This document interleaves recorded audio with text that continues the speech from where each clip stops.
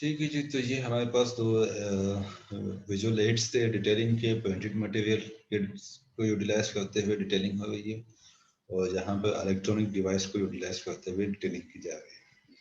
तो ये है हमारे पास डिटेलिंग एड, ये दोनों हमारे पास है डिटेलिंग एड्स। अच्छा जी, यहाँ पर हमारे पास ये रिप्रेजेंटेटिव का डिटेलिंग एड ये रहा। डिटेलिंग ये कर चुकी हैं आप, जो है वो प्रोडक्ट के फिजिकल कैरेक्टरिस्टिक्स के हवाले से एक्टर को, प्रेस्क्राइबर को ये चीज़ें दिखाई जा रही हैं। इसी तरह से अगर हमारी रिस्पॉन्सिबिलिटी में कोई डिवाइस है, मेडिकल डिवाइस है, इंसुलिन का पेन है, तो उसे भी प्रैक्टिकल डेमोस्ट्रेशन करा के दिखाई जाती है चैम्बर्स में डॉक्टर्स को, ताकि फिर वो वही चीज़ें आगे कम्युनिकेट करे अपने पेशेंट्स को।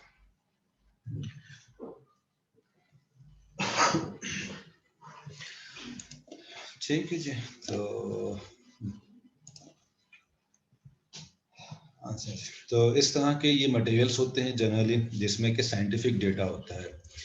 एक मटेरियल हमने ये देखा है एडवर्टाइजमेंट का या प्रमोशन का, जो कि पेशेंट्स को एड्रेस करता है। ठीक है जी, पेशेंट्स को एड्रेस करती हैं ये चीज़ें। और जो डिटेलिंग है, जो कि प्रेस्क्राइबर को डिटेलिंग की जाती है, वो इस तरह के साइंटिफिक डेटा बेस्ड प्रेजेंटेशंस होती हैं, जिसमें कि लैंग्वेज भी जो है वो मेडिकल यूज़ की जाती है, और साइंटिफिक डेटा या एविडेंस जो है वो मौजूद होती है, जिसकी बेसिस पे एक गिवन मैसेज प्रेस्क्राइबर को पहुंचाया जाता है, वो मटेरियल यूटिलाइज करते हुए, रेफरेंसेस को यूज़ करते हुए। ठीक है जी, तो दोबारा चलते हैं जी हम प्रमोशन मिक्स पे। प्रमोशन पे हमने ये बात समझ ली कि वो सारी एक्टिविटीज़ जिसके तहत हमने जो प्रोडक्ट बनाई है, जो हमारी प्राइसिंग है, और जिस तरह से हम प्रोडक्ट को पहुंचाएंगे कस्टमर्स तक, ये सारी चीज़ें अब हमने प्रमोट करनी है, पहुंचानी है, बतानी है हमारे फाइनल कस्टमर को। ठीक है जी, इसके लिए प्रमोशनल मिक्स में हम एडवर्टाइजमेंट यूज़ करते हैं। फार्मास्यूटिकल एडवर्टाइजमेंट कंपैरेटिवली रिस्ट्रिक्टेड है as compare to consumer marketing advertisement, जो कि मास पब्लिक को जो है वो एड्रेस करती है। सेल्स प्रमोशन में वो एक्टिविटीज जिसके तहत हम सेल्स को पुश करते हैं, इंक्रीज करने की कोशिश करते हैं। पर्सनल सेलिंग में जो हमने डिटेलिंग की अभी स्लाइड हमने देखी थी, उस वो पर्सनल सेलिंग की हमारे पास एग्जांपल है कि सेल्स रिप्रेजेंटेटिव एक एक कस्टमर को पर्सनली जो है वो डोर टू डोर जाकर उसको प्रोडक्ट के कैरेक्टरिस्टिक्स, बेनिफिट्स और दूसरे जो एट्रीब्यूट्स हैं प्रोडक्ट के, वो उस तक कम्युनिकेट करता है। पब्लिक रिलेशंस में सर, एक्सक्यूज मी सर। जी जी सर, ये सेल्स प्रमोशन जो होती है वो एक टेम्परेरी एक्टिविटी होती है। जैसे आपने बताया था कि 15% ऑफ से इसको परमानेंटली या फिर लॉन्ग ड्यूरेशन के लिए तो हम नहीं रख सकते। जी हाँ, लॉन्ग ड्यूरेशन के लिए नहीं रख सकते। लॉन्ग ड्यूरेशन के लिए उस वक्त तक रखेंगे अगर आपकी मार्केट का कंपटीशन जो है वो ये डिमांड कर रहा है आपसे। और सेल्स प्रमोशन में जो हमारे पास बेसिक चीज़ें हैं, फार्मास्यूटिकल मार्केटिंग में जो पर्सनल सेलिंग है वो बैकबोन समझी जाती है फार्मास्यूटिकल मार्केटिंग की। ठीक है जी, तो जी सर, ठीक। मैच्योरिटी स्टेज है, मैच्योरिटी स्टेज तक तो पर्सनल सेलिंग जो है वो लाजमी रहती है। जब प्रोडक्ट मैच्योरिटी स्टेज के बिल्कुल पीक पे पहुंची भी हो, और जब ऑर्गेनाइजेशन ये समझे कि जी अब हम इस प्रोडक्ट का कोई नाम ले या ना ले, ये प्रोडक्ट सेल आउट होती रहेगी, ये लोगों के जहनों में, प्रेस्क्राइबर्स के जहनों में, उनकी राइटिंग हैबिट्स में, प्रिस्क्रिप्शन हैबिट्स में इस तरह से बैठ चुकी है कि अब इस पे अगर हम पर्सनल सेलिंग के या सेल्स प्रमोशन की रिसोर्सेस लगाएंगे, तो ये अब हमें उस तरह का आउटपुट नहीं दे सकती, ग्रोथ स्केल पे नहीं जा सकती। सिर्फ वहीं पे जाके पर्सनल सेलिंग जो है वो रोकी जाती है, otherwise personal selling pharmaceutical marketing की बैकबोन है। 90% प्लस जो रिस्पॉन्स है फार्मास्यूटिकल मार्केटिंग का, वो पर्सनल सेलिंग से आएगा। बाकी जो सेल्स प्रमोशन एक्टिविटीज़ हैं वो पर्टिकुलरली जो लॉन्च फेज होता है, इंट्रोडक्टरी फेज होता है, वहाँ पर की जाती हैं अवेयरनेस बढ़ाने के लिए, और मार्केट में प्रोडक्ट की पेनिट्रेशन को बढ़ाने के लिए, प्रोडक्ट के चॉइस बढ़ाने के लिए, कस्टमर का ट्रस्ट बढ़ाने के लिए। ठीक है जी। अब जब प्रोडक्ट ग्रोथ स्टेज पे जाएगी तो ग्रोथ स्टेज पे जो है वो पर्सनल सेलिंग पे ज़्यादा कंपनीज रिलाई करती हैं। इसके अलावा जो दूसरे प्रमोशनल मिक्स हैं जैसे कि सेमिनार्स हैं, कॉन्फ्रेंसेस हैं, एजुकेशनल एक्टिविटीज़ हैं, सैंपल्स हैं, लीव बिहाइंड मटेरियल से, इन पर भी कुछ जगह पे ध्यान रखती है। लेकिन जो सेल्स प्रमोशन आपके डिस्काउंट के पॉइंट ऑफ व्यू से वो ज़्यादातर सिर्फ इंट्रोडक्टरी स्टेज पर ही रहता है। ठीक है सर, समझ आ गई।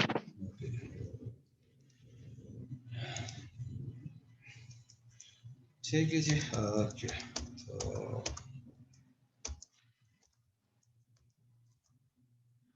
तो जी, तो अब हमारे पास एक एग्जाम्पल है इंसुलिन डेग्लुडिक प्लस इंसुलिन एस्पार्ट, जो कि नोवो नॉर्डिस्क की प्रोडक्ट है, वाइजोडेक के नाम से मार्केट में अवेलेबल है।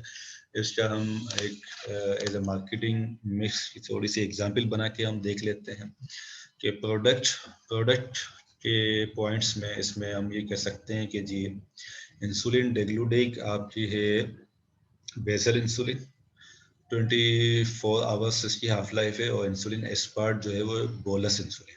ठीक है, बेसल और बोलस तो आपको पता है यकीनन, बेसल एंड बोलस इंसुलिन।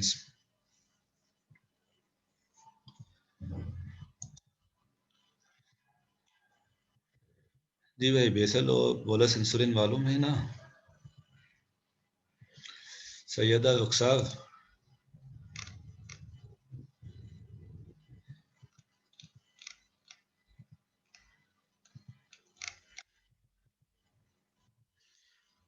अच्छा,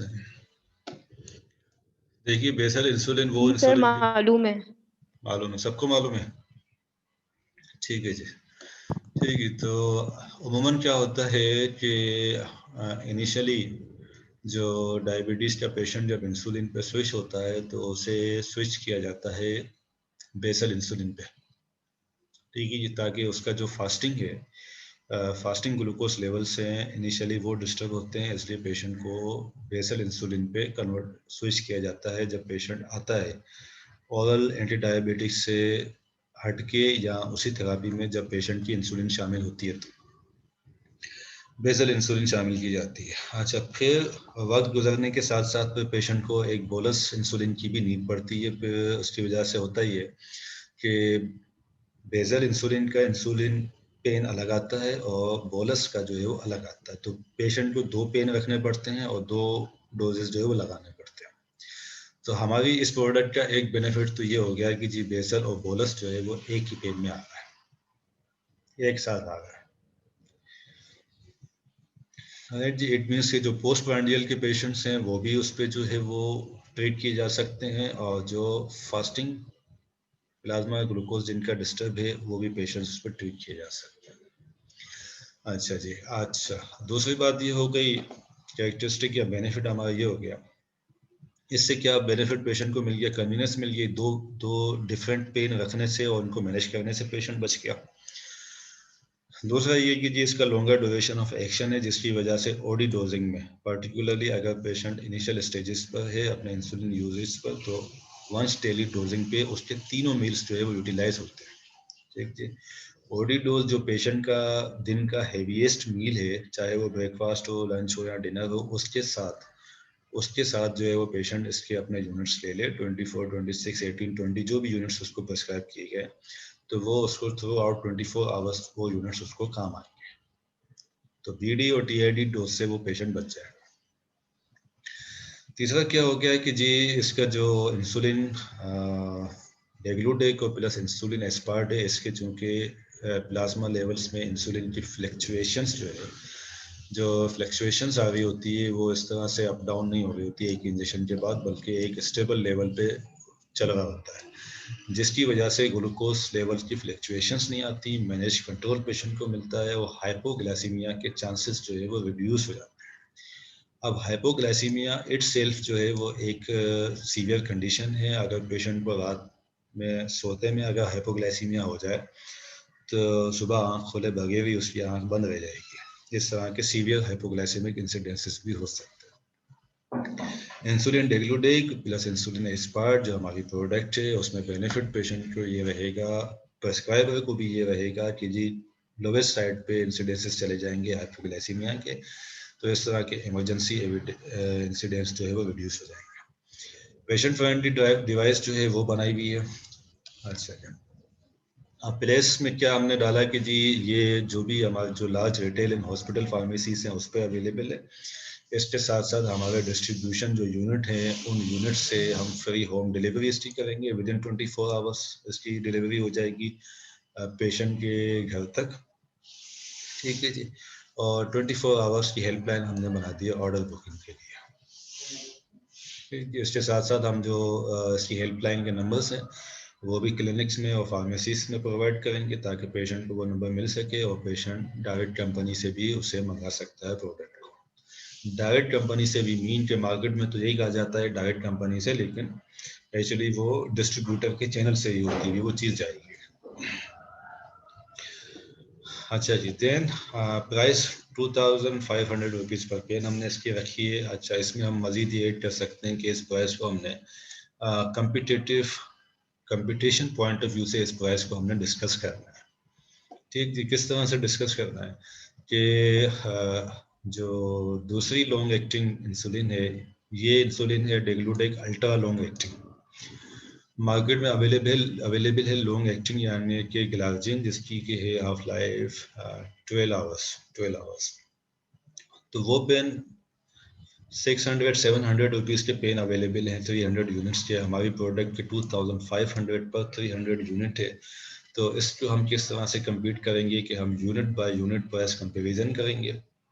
हमारे जो बेनिफिट्स हैं वो बेनिफिट्स जो है वो प्रेस्क्राइबर को गिनवाएंगे, इन बेनिफिट्स को कंपेयर करेंगे हम कंपटीटर की प्रोडक्ट से कि उस प्रोडक्ट के अगेंस्ट में कितने ज़्यादा बेनिफिट मिल रहे हैं और ये बेनिफिट पे जस्टिफाई करते हैं हमारी इस प्राइस को। इस तरह से हम ये वैल्यू बेस्ड प्राइसिंग इस तरह से कर रहे होंगे। ठीक है जी, क्योंकि ये 2019 के स्टार्ट तक ये कम्बिनेशन ओनली अवेलेबल कम्बिनेशन था इस तरह का, और कोई कम्बिनेशन अवेलेबल नहीं था मार्केट में। तो ये वैल्यू बेस्ड प्राइसिंग हम इसको कह सकते हैं। इसके साथ साथ हम फिर बेनिफिट्स पे compete करते हुए इस प्राइस को जस्टिफाई करवा सकते हैं।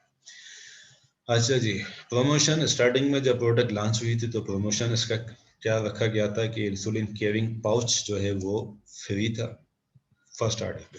जो इंसुलिन केयरिंग का पूरा सेटअप है वो फ्री ऑफ कॉस्ट प्रोवाइड किया जाता था पेशेंट को उसके फर्स्ट ऑर्डर पर, और ये 2019 के मिड तक भी ये ऑफर जो है वो वैलिड थी।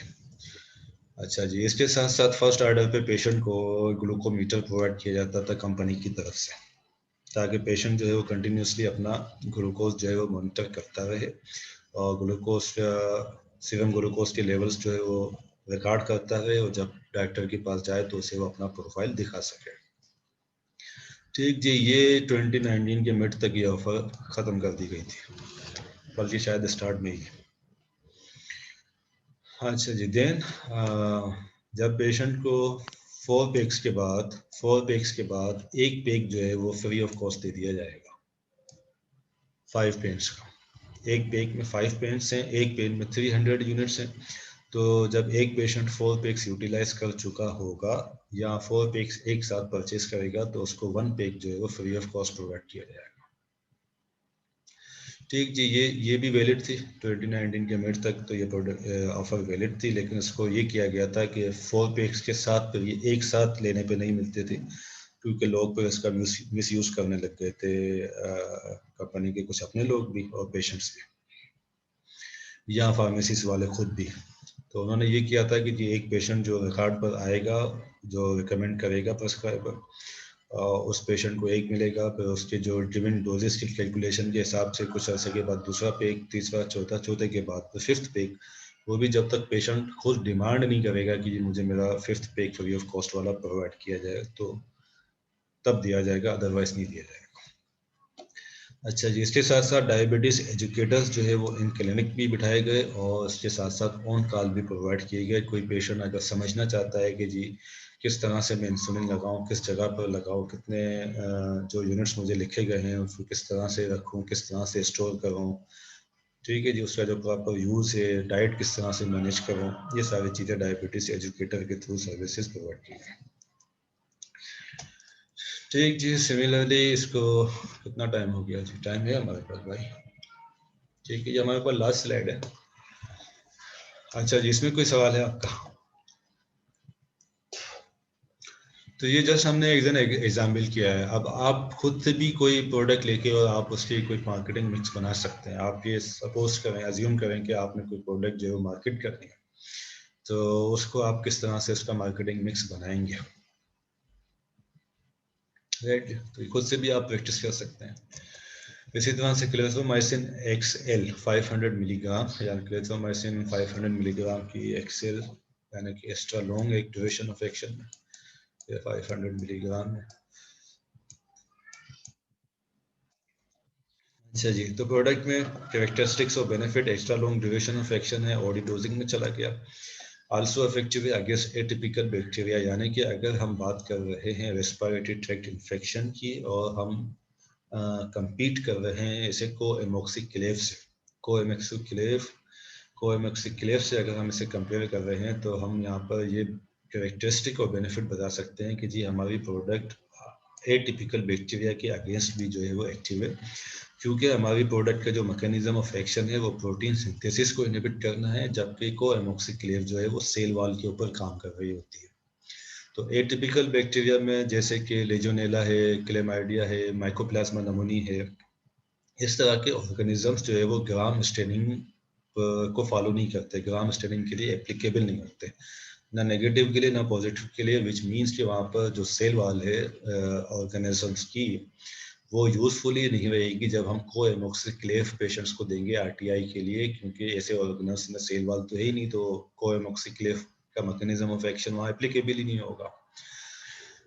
तो हमारी प्रोडक्ट के इस मैकेनिज्म ऑफ एक्शन की वजह से जो एटिपिकल बैक्टीरिया है वो भी कवर हो जाएंगे, इसके स्पेक्ट्रम में आ जाएंगे नमूनिया को ट्रीट करने के लिए, और ये एडवांटेज हम हासिल कर देंगे वर्सेस जो हमारी कम्पिटिटिव प्रोडक्ट होगी कोएमोक्सिक्लेव।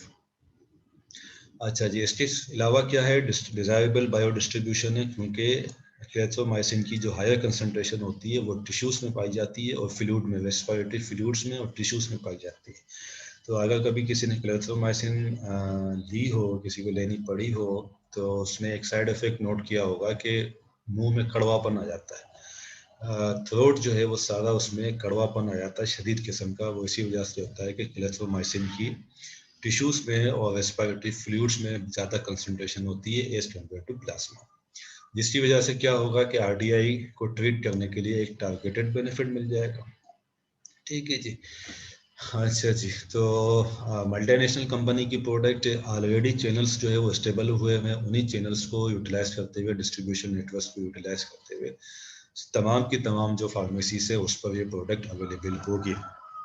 इस केस में हमारे पास सेलेक्टेड फार्मेसीज पे अवेलेबल होगी प्रोडक्ट, लार्ज फार्मेसीज पे जहाँ पर के storage capacities in terms of fridge जो है वो अवेलेबल हो। जहाँ पर फ्रिज नहीं होगा वहाँ पर ऑब्वियसली ये इंसुलिन अवेलेबल नहीं हो सकेगी, जबकि ये प्रोडक्ट हमारी तमाम फार्मेसीज पे अवेलेबल हो जाएगी। ठीक है जी, प्राइस इसकी ₹60 पर टेबलेट है। वंस अगेन इसको हम जो ओडी डोजिंग के बेनिफिट को यूटिलाइज करते हुए कोएमोक्सिक्लेव से अगर हम कंपेयर करेंगे तो बीआईडी और टीडी डोज को कैलकुलेट करवाएंगे। अगर ₹20 की वो टेबलेट है और हमारे ₹60 की टेबलेट है, तो उसके दिन में अगर 2 डोज लेने पड़ रहे हैं तो वो 40 से ₹60 की पर डे थेरापी पड़ जाएगी, जबकि हमारी ओडी डोज में भी जो है वो उसी के इक्विवेलेंट पड़ जाएगी, लेकिन बेनिफिट्स जो है उससे ज़्यादा मिल जाएंगे। ठीक जी। इन क्लिनिक प्रमोशन करेंगे और आउट ऑफ क्लिनिक हम इसके प्रमोशन करेंगे, यानी कि detailing, leave behind materials, kits और आउट ऑफ क्लिनिक में सेमिनार्स, एजुकेशनल एक्टिविटीज़ वगैरह ये की जाएंगी। ठीक है, मार्केटिंग मिक्स को हम यहाँ पर करते हैं क्लोज और नेक्स्ट सेशन से हम करेंगे start ethical requirements of pharmaceutical marketing. जी भाई।